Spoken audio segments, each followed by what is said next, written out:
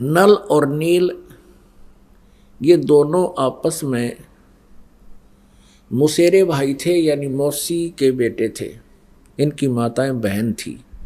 इन दोनों के ऊपर एक बहुत बड़ा भयंकर कष्ट था, 3 ताप का।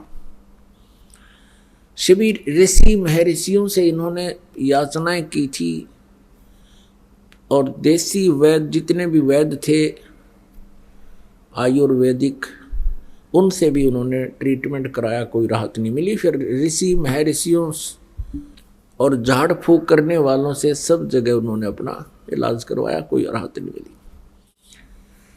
अब ऋषि महर्षियों ने, संतों ने ये बता दिया कि तुम्हारे ये प्रारब्ध में लिखा हुआ, तुम्हारे भाग्य में लिखा हुआ है, इसको कोई नहीं मिटा सकता। नल और नील तुम्हें आजीवन भोगना पड़ेगा। वो महादुखी थे।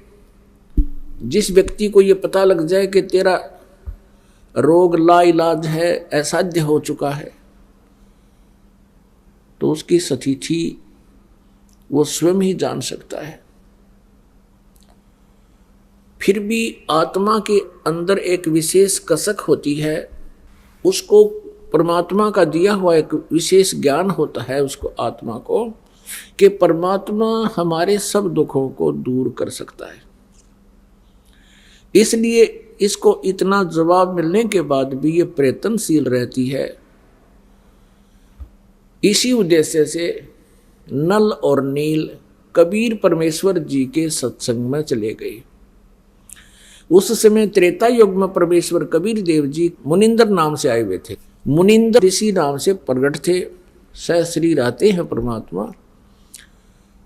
और मुनिंदर ऋषि जी की उन्होंने कहीं कई जगह से महिमा सुनी थी कि बड़े महापुरुष हैं, उनके आशीर्वाद से भयंकर से भयंकर रोग समाप्त हो जाते हैं, भाग्य बदल देते हैं वो प्रभु। नल नील को विश्वास नहीं रहा था कि ऐसे ऐसे मंडलेश्वरों के पास हम जा चुके हैं, ऐसे ऐसे सिद्धों के पास जा चुके हैं, हमें कोई राहत मिली नहीं। फिर भी इत्फाक परमात्मा की रजा होती है। उनको सहज में कबीर परमेश्वर जी का ये सत्संग सुनने का अवसर मिला। ज्यों ही परमेश्वर के चरणों में उन्होंने नमस्कार किया, परमेश्वर ने आशीर्वाद दिया, दोनों के वो रोग ठीक हो गए, कति स्वस्थ हो गए। बड़े अचंभित हुए, चरणों में पड़ के रोने लगे, हे परमात्मा आप कहाँ छुपे थे। सारी कहानी बताई कि हमारे को सब ने ये जवाब दे दिया था कि अब तुम्हारा कहीं इलाज नहीं है। हे परमेश्वर आपने बहुत दया करी हम दुखी दीनों पर। तब परमेश्वर ने कहा, बेटा ये तो एक कष्ट दूर हुआ है, आपके भाग्य में तो बहुत कष्ट हैं, असंख्य जन्मों से तुम जन्म और मर रहे हो।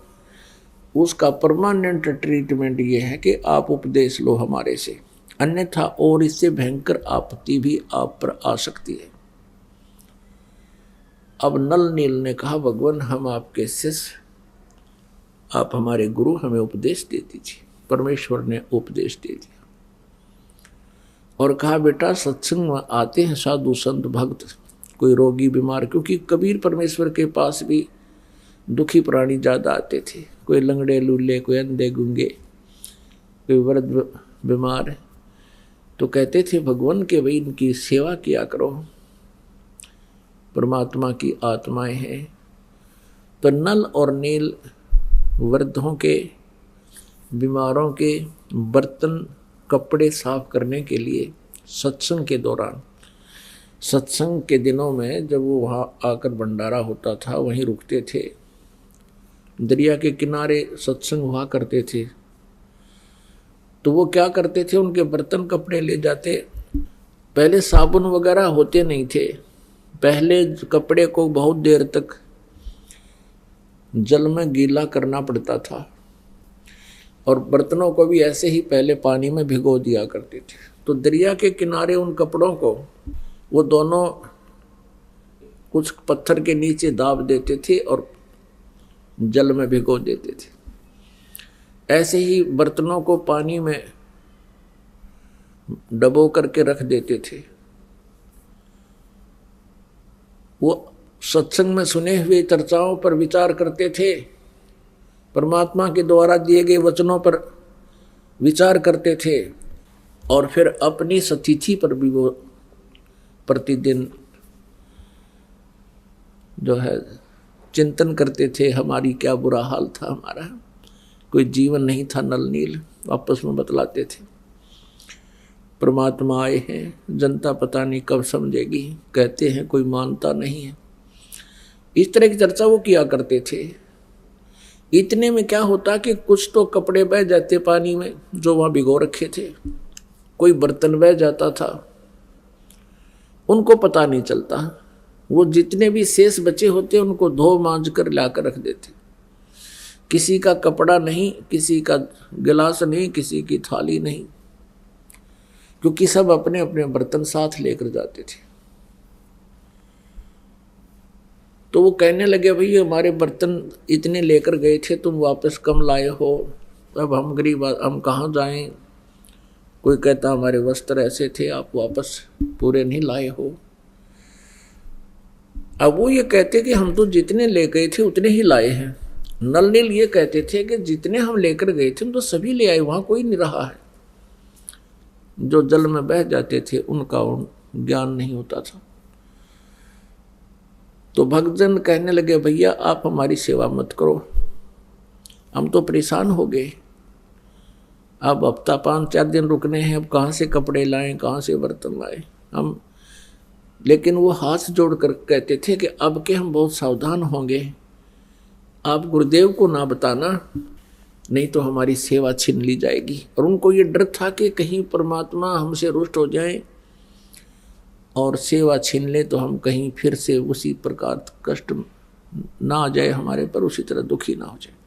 तो उन्होंने कुछ दिन फिर नहीं उनको बताया, तो फिर भी वो दुखी होकर आखिर में परमात्मा से उन्होंने अर्ज करनी ही पड़ी। परमेश्वर मुनिंदर जी के सामने कहा कि गुरुवर, ये नल नील की इरादा तो है अच्छा कि ये सेवा करें, लेकिन भगवान ये हमारे वस्त्र ले जाते हैं। वहाँ देखने वालों ने बताया कि ये वहाँ बैठ कर के परमात्मा की चर्चा करने लग जाते हैं, कपड़े और बर्तन दरिया में बह जाते हैं। हमारी इतनी अर्ज है, इनसे प्रार्थना, इनसे आदेश दे दो, ये हमारे वस्त्र और कपड़े ना ले जाओ, हम अपने आप कर लेंगे जैसा हमसे बनेगा। इनका इरादा गलत नहीं प्रभु, ये ध्यान मस्त हो जाते हैं, आपके वचनों को सुन सुनकर गदगद होते हैं, कभी रोते हैं, कभी हंसते हैं। जब नल और नील को ये पता चला कि आज तुम्हारी शिकायत हो गई है और गुरुदेव कहीं तुम्हारी सेवा ना छीन लें और नाराज ना हो जाए, हाथ जोड़कर खड़े हो गए। कहने लगे, प्रभु अवश्य हमसे भूल बनी होगी, लेकिन हमारा इरादा ठीक है प्रभु, हम चाहते हैं सेवा करें। और परमात्मा के चरणों में गिरकर रोने लगे कि हमारी सेवा ना छीनना परमेश्वर, हम बहुत ध्यान देंगे। वो शिकायत करता कहते, भगवान ये प्रत्येक बार ऐसा ही बोलते हैं और ये वहाँ जाकर के भूल जाते हैं, भगवान की चर्चा में ये ज़्यादा ही मस्त हो जाते हैं, इनके बस की बात नहीं। तब परमात्मा ने देखा और कहा कि बेटा तुम्हारी सेवा नहीं छीनते, खूब सेवा करो। आशीर्वाद दे दिया कि आज आपके हाथ से जल के अंदर कोई भी वस्तु नहीं डूबेगी, पत्थर भी क्यों ना हो।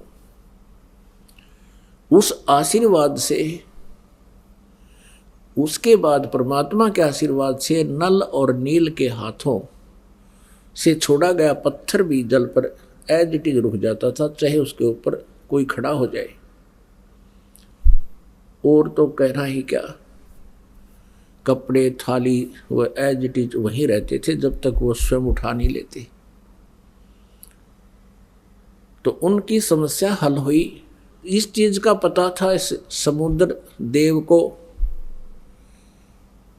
उसने आकर रामचंद्र जी से कहा कि आपकी सेना में नल और नील नाम के दो संत हैं, भक्त हैं, और उनके हाथों में ऐसी शक्ति है कि उनके द्वारा छोड़ा गया पत्थर मेरे ऊपर एज इट इज रुक जाएगा।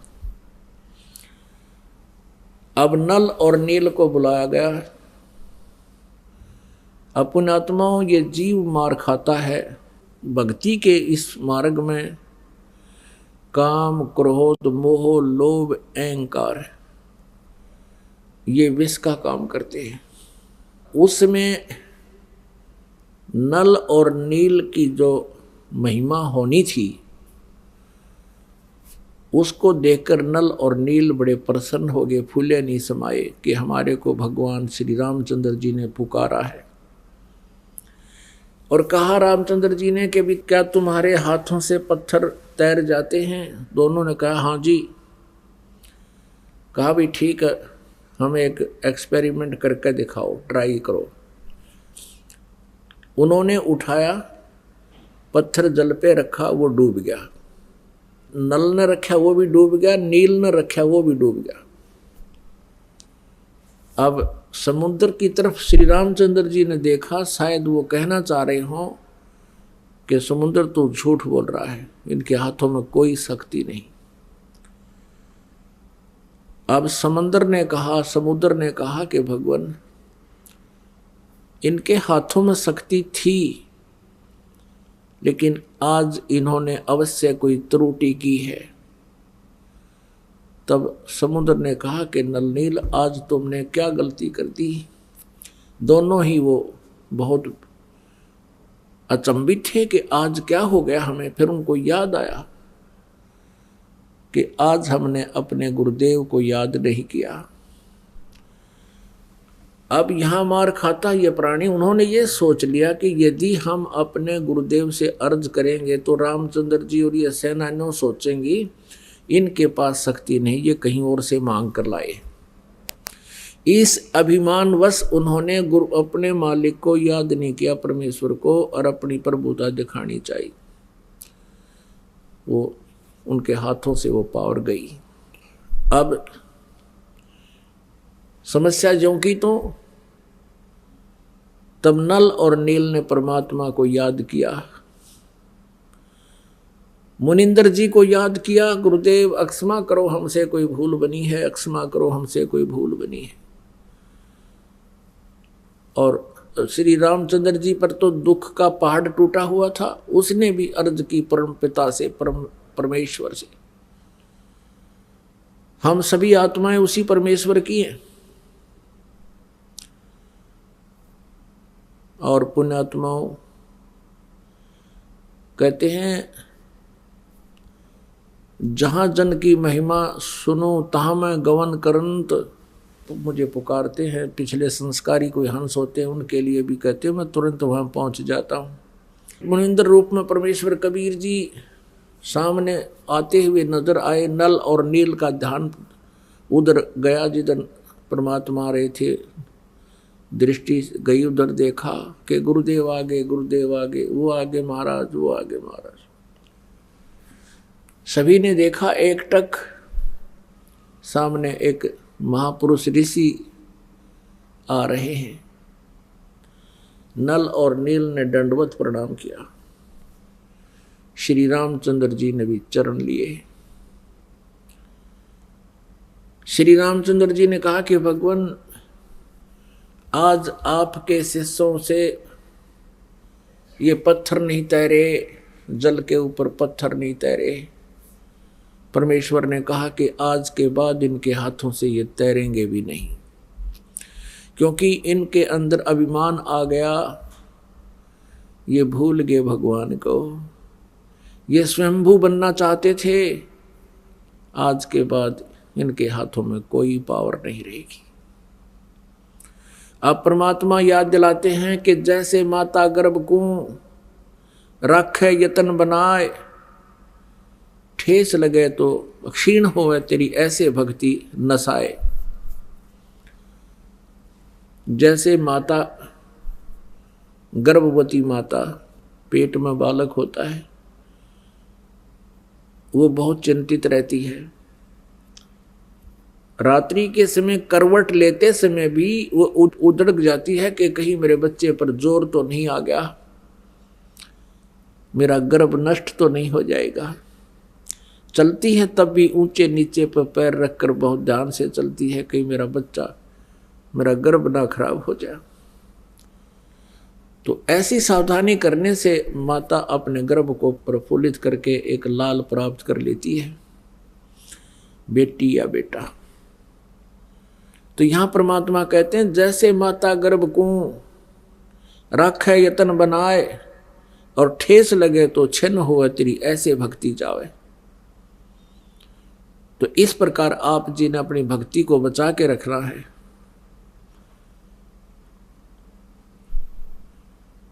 काम क्रोध मोह लोभ अहंकार ये इसके शत्रु हैं। परमात्मा की मर्यादा से हट जाना तो भी हम भक्ति नष्ट कर देते हैं। परमेश्वर कबीर जी से श्री रामचंद्र जी ने कहा कि भगवान ऐसे ऐसे कहानी सारी अपनी जो ना कहानी सुनाई कि मैं रामचंद्र हूँ दशरथ पुत्र और मुझे वनवास प्राप्त है। उस वनवास के कष्ट में एक और कष्ट हमें आ गया कि रावण लंकापति रावण ने मेरी पत्नी उठा ली, उसको कैद कर रखा है। उसको हम छुड़वाने के लिए बहुत प्रयत्न कर चुके हैं। हमने बहुत शांति दूत भेजकर भी प्रार्थना की है पर वो मानता नहीं। और हमने सेना लेकर जाना है, ये पुल बनाना था इस समुद्र के ऊपर। प्रभु आप अपने शिष्यों को शक्ति दे सकते हो, मुझ पर भी कृपा करो, मेरा ये कार्य सिद्ध हो।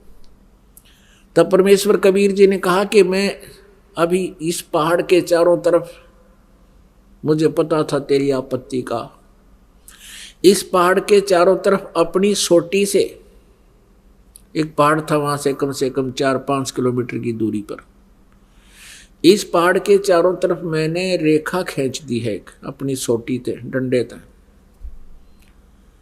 इसके बीच बीच के पत्थर मैंने हल्के कर दिए हैं, फ्लोटिंग बना दिए, इनको आशीर्वाद दे दिए। और इस पहाड़ से जितना तुम बना सकते हो पुल बना लो। एक्सपेरिमेंट के लिए हनुमान जी को भेजा, वहां लाया, वहां से पहाड़ पत्थर उठा के उसको पटक दिया, वहां पर वो कई टुकड़े हो गया। उनको उठा करके फिर नल और नील में एक और कारीगरी थी, एक विशेषता थी, वो शिल्पकार भी थे। नल और नील ने उनको छोल कूट पीट के एक दूसरे में फंसाया था और वहां रखे गए, तब वो पत्थर तैरे थे, तब वो पुल बना था।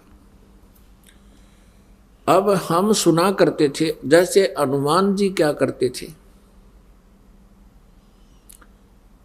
हनुमान जी पत्थर वहां से, क्योंकि 4-5 किलोमीटर से उठा के लाना था और पुल के ऊपर भी आगे चल चल के डालना था, लंबाई बहुत बढ़ती चली गई थी। हनुमान जी क्या करते थे, पत्थर पर राम लिख लेते थे, राम,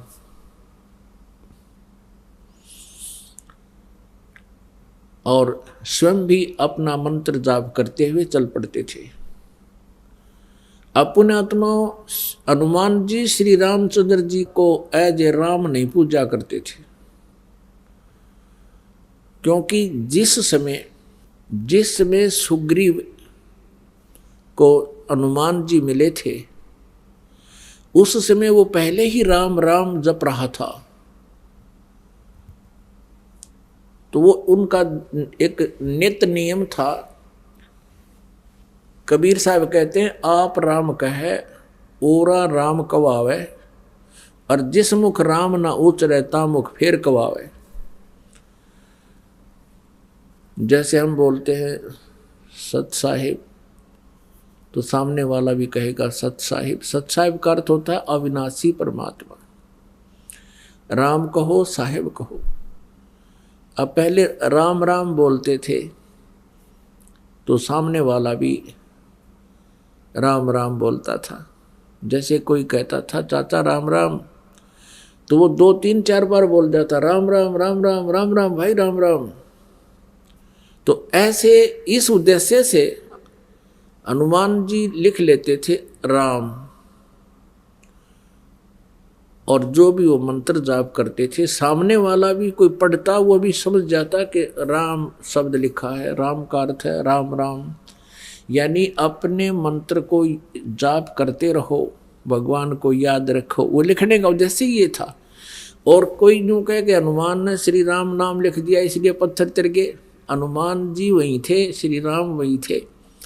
अब पहले हम क्या सुना करते थे कि श्री रामचंद्र जी ने पुल बना दिया समुद्र पर। कभी हम सुनते थे कि नल नील ने पुल बना दिया। नल नील को एक ऐसी शक्ति थी, उनके हाथों से पत्थर तैर जाया करते। फिर हनुमान जी ने राम नाम लिख दिया इसलिए पत्थर तैर गए।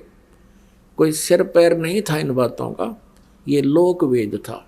यदि नल नील के हाथों में पावर थी और उसने तैर गए थे तो हनुमान जी ने राम नाम लिखने की क्या जरूरत पड़गी। फिर श्री रामचंद्र जी का क्या सहयोग रहा उसमें, पुल के बनाने में कौन सा आशीर्वाद रह गया उनका, जो वो तो आप याचना कर रहे थे समुद्र से। तो पुण्यात्माओं कहते हैं जगत का पेखना पेख्या धनी का नाम ना लेखा। जगत का पेखना पेख्या धनी का नाम ना लेखा। कि धनी माने उस समर्थ भगवान का तो कितना जिक्र भी नहीं। जगत का पेखना पेख्या के उसने न्यू कर दिया। हनुमान ने राम नाम लिख दिया, पत्थर तिर गए। नल नील के हाथ में शक्ति थी, पत्थर तिर गए। रामचंद्र जी ने पत्थर तिरा दिए। कहते हैं जगत का पेखना पेख्या, एक दूसरे को तुम करे उसने ऐसे कर दिया। जिसने ये किया उसका जिक्र भी नहीं। धनी का कितना नाम ना लेखा।